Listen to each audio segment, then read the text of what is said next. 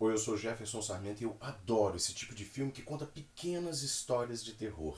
Pequenas histórias que não têm nada a ver uma com a outra, mas acabam sendo ligadas por algum tipo de elemento que carrega o espectador de uma história para outra até o final. A maratona de filmes baseados na obra do Stephen King está de volta com esse filminho em episódios na mesma linha de Creepshow, que a gente já teve um vídeo aqui anteriormente na maratona, na mesma linha da versão cinematográfica de Além da Imaginação, que o Steven Spielberg produziu em 1983. Hoje a gente vai falar de Olhos de Gato, de 1985, que eu, sinceramente, com todo carinho, considero melhor do que esses outros dois. É claro que Além da Imaginação e Creepshow tiveram uma verba orçamentária melhor, são filmes de grife, vamos dizer assim. Mas a inventividade de Olhos de Gato, a criatividade dessa produção me deixa com o coração apertado de saudade dos anos 1980, especificamente de 1985, 86, que foi quando eu assisti esse filme, infelizmente na televisão. A verdade é que esse tipo de produção provavelmente a gente raramente vai ver novamente no cinema, na tela grande. Isso porque esse tipo de filme tem muito mais cara de Amazon Prime, tem muito mais cara de Netflix hoje. A produção cinematográfica, a produção de televisão aumentou absurdamente a sua qualidade nos últimos anos. Então segura aí um pouquinho que a gente já volta logo depois da vinheta, que tem 5 segundos só e você vai aproveitar para já curtir esse vídeo. Não sai daí não que a gente volta já com Olhos de Gato de 1985.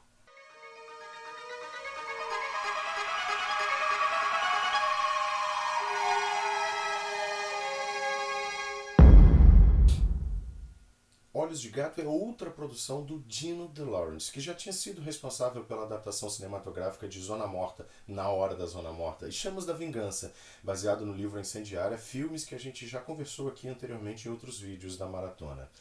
Então, antes de a gente falar especificamente sobre Olhos de Gato, deixa eu te explicar quem foi esse camarada, quem foi Dino De Laurentiis, um dos produtores de cinema mais importantes do século XX, da história do cinema mundial. Infelizmente, mais para o final da vida, o Dino De Laurentiis não teve muito reconhecimento de público e de crítica, muito mais pela escassez de recursos orçamentários para suas produções do que por inventividade e criatividade de um cidadão que trabalhou nos mais diversos gêneros que você pode imaginar. Ele começou a carreira em 1944 e foi responsável, junto com vários outros produtores e diretores de cinema, pela fundação do cinema clássico italiano. Trabalhou com gente como Luchino Visconti, Federico Fellini, com quem ele ganhou o primeiro Oscar da Academia de Filme Estrangeiro, quando a Academia inventou esse tipo de Oscar, essa premiação, lá em 1956 com o filme A Estrada da Vida. Como eu disse, o Dino De Laurentiis foi responsável pela produção de filmes dos mais variados temas, dos mais variados gêneros do cinema,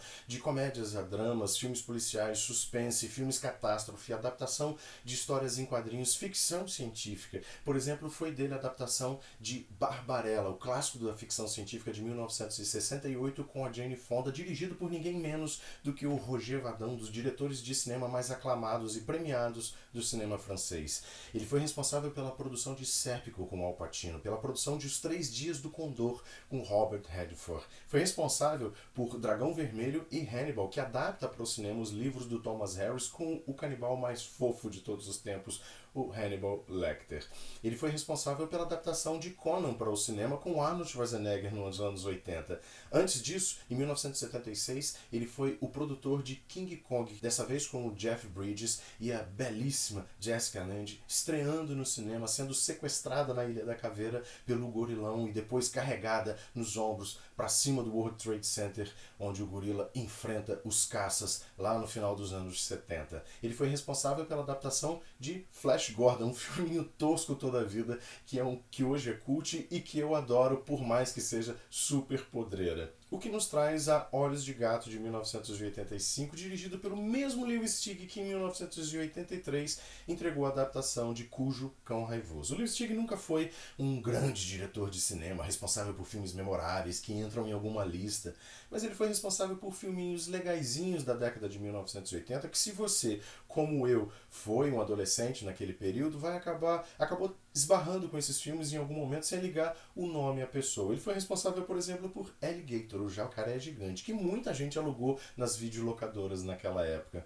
Ele foi responsável, por exemplo, por A Joia do Nilo, que foi a continuação de Tudo por uma Esmeralda, filme do Robert Zemeckis, que foi grande sucesso nos cinemas naquele período, com a Kathleen Turner, o Michael Douglas, o Danny DeVito. Ele dirigiu Navy Seals em 1990, um filme chamado Comando Imbatível, com Charlie Sheen numa época em que o Charlie Sheen ainda era um ator sério de filmes de ação. Nenhum desses filmes é do tipo que entra nas listas dos mais assistidos, dos memoráveis, mas o Lewis Teague sempre foi um diretor legalzinho, e ele não fez feio em Olhos de Gato. O roteiro de Olhos de Gato foi escrito pelo próprio Stephen King, baseado em 3 histórias suas, 2 delas daqui da coletânea Sombras da Noite, de onde já tinha saído a história para a adaptação de Colheita Maldita. Esses 3 filmezinhos, esses 3 pequenos curtas de Olhos de Gato, são entremeados, são ligados por um elemento único. Esse gato vira-lata, esse gato malhado, que passa pelas histórias, inicialmente talvez você imaginando que seja apenas um mero observador ou um personagem incidental, sempre muito perto de se dar mal, sendo eletrocutado em algum momento, quase sendo atropelado, lutando contra um troll assassino de crianças e tendo visões de uma menininha pedindo socorro em alguns momentos, numa vitrine, numa televisão. Pois o bichano começa o filme sendo perseguido por um cão São Bernardo todo coberto de sangue. Esse São Bernardo não está ali à toa. Assim como não está à toa aquele carro que quase atropela quando o gato está fugindo do cachorro lá no meio da rua e um Plymouth vermelho acaba freando em cima deles. E atrás, no para-choque de trás do carro, você pode ler: "Cuidado comigo, eu sou o mal puro, eu sou Christine." Bom, então vamos para as 3 histórias propriamente ditas. A primeira delas começa logo depois que o gato, sendo perseguido pelo São Bernardo pelas ruas, se esconde dentro do baú de um caminhão e acaba sendo levado para Nova York. Lá em Nova York ele está passeando pelas calçadas apinhadas de gente, pelo meio das pernas das pessoas, e acaba parando na frente dessa vitrine, onde ele vê um manequim e o manequim se transforma nessa menininha que fala com ele, que pede ajuda para ele. A mesma menininha que pede ajuda em outros momentos ao longo do filme. Nesse instante ele é capturado por um empregado de uma empresa chamada Quitters Inc. e levado para essa Quitters Inc. Corta para o personagem principal da história, o Dick Morrison, que é um cara que está procurando ajuda para parar de fumar, e ele procura essa empresa, a Quitters Inc., e assina um contrato com essa empresa. A partir desse momento, a vida dele vira um verdadeiro inferno, criança. A partir desse momento, ele vai ser espionado, observado, perseguido em todos os cantos que ele vá, dentro de casa, nas ruas, no escritório, em todos os lugares. Eu não vou dizer exatamente como é o tratamento da Quitters Inc., da Ex-Fumantes Limitada, como no conto original, porque senão perde a graça da história. Mas eu posso dizer para você que eles não usam remédios, eles não usam autoajuda, nenhum tipo de tratamento convencional, digamos assim.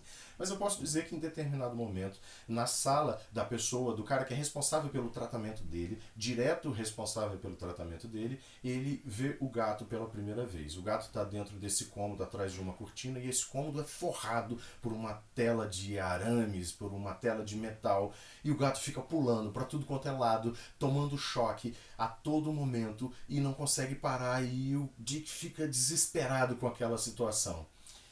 Acredita em mim, o tratamento é bastante bizarro, bastante macabro, digamos assim. Existem algumas diferenças entre a história do livro, a história que está no livro de contos do Stephen King, com a história que é contada ali no filme. Uma dessas diferenças é que no livro, na história do conto original, o animal que está ali dentro daquela gaiola é um coelho. E o Dick tem um filho no livro, um filho que é excepcional. E na história do filme isso foi adaptado para uma menina excepcional, que é interpretada pela mesma Drew Barrymore, que é a menina que o gato fica vendo a todo instante ao longo do filme, e a menina, a protagonista do último filme, do último curtazinho de Olhos de Gato. A segunda história adapta o conto O Ressalto, que tem esse milionário cruel e sádico, apostador, que praticamente obriga, aposta com o amante da esposa dele, esse tenista fracassado, que no começo da história estava tentando fugir com a mulher do milionário, aposta com ele que se ele conseguir atravessar o prédio, o último andar desse prédio altíssimo, que tem um ressalto de no máximo 10, 15 centímetros. Se o tenista conseguir atravessar todo o prédio pelo lado de fora por esse ressalto e chegar vivo novamente, ele pode ir embora com uma maleta de dinheiro e com a mulher. É óbvio que as coisas não são tão simples assim. Atravessar o ressalto por si só é uma coisa realmente complicada, é um primor de tensão e de sadismo de verdade. O tenista ele acaba sofrendo com várias intempéries, o vento, um pombo maldito que fica bicando a canela dele, sangrando a canela dele.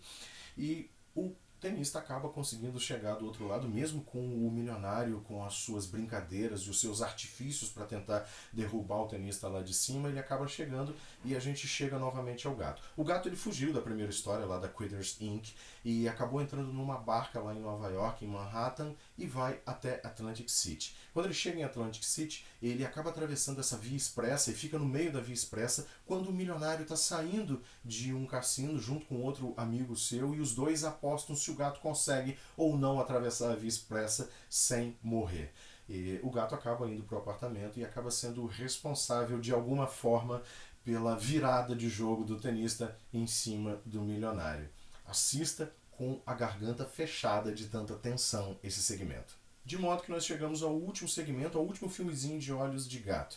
O nosso protagonista felino acaba de fugir lá do apartamento em Atlantic City, se mete em um trem de carga e vai parar em Wilmington, Carolina do Norte. Aqui nós temos uma historinha de criança versus monstro, que é um dos clichês mais repetidos e mais gostosos de se ler e de se assistir numa história de terror. O Stephen King escreveu a protagonista, a Amanda, especificamente pensando na Drew Barrymore, que já tinha sido a incendiária lá em Chamas da Vingança, a mesma menininha que foi a irmã do Elliot de E.T. Nesse filme ela tem medo desse monstro, dessa criatura que vive atrás da parede, a criatura do armário. E a gente tem uma repetição, a gente tem uma representação de um diálogo muito parecido que tem em Cujo Cão Raivoso entre o pai e o menininho Ted Trenton. As duas crianças têm medo do monstro do armário. E no diálogo dos dois, o pai repete praticamente a mesma frase, dizendo: "Ora, querida, monstros não existem. Criança, a gente sabe que eles estão enganados." E aí o nosso querido gato felino, ele passa a ser realmente o salvador da história, o grande herói da história, tentando proteger essa menininha, que é a mesma menininha que ao longo de todo o filme vem pedindo fantasmagoricamente, inexplicavelmente ajuda para ele em vários momentos, em várias situações inusitadas e sobrenaturais. Eu gosto particularmente de Olhos de Gato porque é um filminho que envelheceu razoavelmente bem, é um filminho que não é nada ambicioso, é um filminho todo certinho e que se você assistir numa tarde de sábado com um balde de pipoca, você vai acabar se divertindo bastante.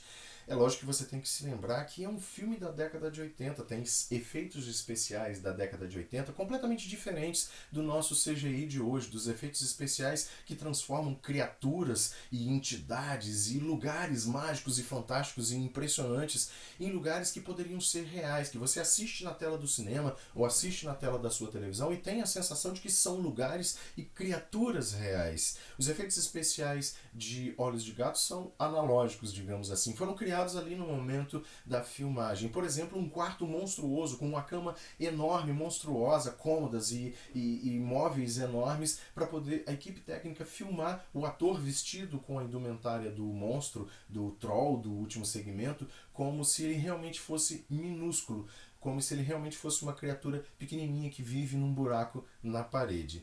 Mesmo assim, você se diverte com o filme, você se diverte com as boas histórias desse filme. Outra coisa que seria extremamente divertida seria você, neste momento em que esse vídeo está terminando, clicar aí no joinha logo aqui embaixo do vídeo. Eu vou me divertir muito com isso. Mais ainda se você, se ainda não é inscrito, se inscrever no canal e ativar o sininho. E vejo você no próximo vídeo. Espero que você tenha gostado, viu? Grande abraço. Curte lá, Olhos de Gato.